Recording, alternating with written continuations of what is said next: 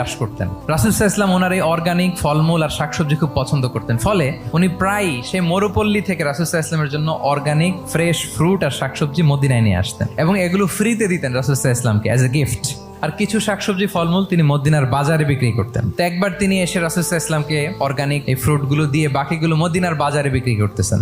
রাসূলুল্লাহ সাল্লাল্লাহু আলাইহি ওয়াসাল্লাম বাজার ভ্রমণে গেলেন, যে দেখে ওই তো জাহের। তো ওনাকে দেখেই রাসূল সাল্লাল্লাহু আলাইহি ওয়াসাল্লাম পিছন থেকে এরকম ঝাপটে ধরলেন। উনি তো দেখতে পারতেছেন না কে ধরলো। উনি বলে মান হাদা আরসিলনি, এই ছাড়ো ছাড়ো। যখন পিছনে ফিরে দেখে আল্লাহ রাসূল সাল্লাল্লাহু আলাইহি ওয়াসাল্লাম এখন আর ছাড়াছাড়ি করে না, এখন ওনার পিঠটা রাসূল সাল্লাল্লাহু আলাইহি ওয়াসাল্লামের বুক মোবারকের দিকে আরো লাগাই দিচ্ছে। এইভাবে ফান করে বলতেছেন, এই একটা দাস আছে আমার কাছে, এই লোকটারে কে কিনবে, আমি বেচবো। জাহের রাদিয়াল্লাহু তাআলা আনহু বলেন, ইয়া রাসূলুল্লাহ, আমি কালো মানুষ, আমি সস্তা মানুষ, আমারে বেচলে বেশি দাম পাবেন না আপনি। রাসূল সাল্লাল্লাহু আলাইহি ওয়াসাল্লাম বললেন, হে জাহের, তুমি আল্লাহর কাছে সস্তা নও, তুমি আল্লাহর কাছে বড্ড দামি। অনেক অনেক ভুরি ভুরি সিরাতের পরতে পরতে আপনারা পাবেন রাসূল সাল্লাল্লাহু আলাইহি ওয়াসাল্লামের সাথে সাহাবাদের ইন্টারেকশন কত চমৎকার।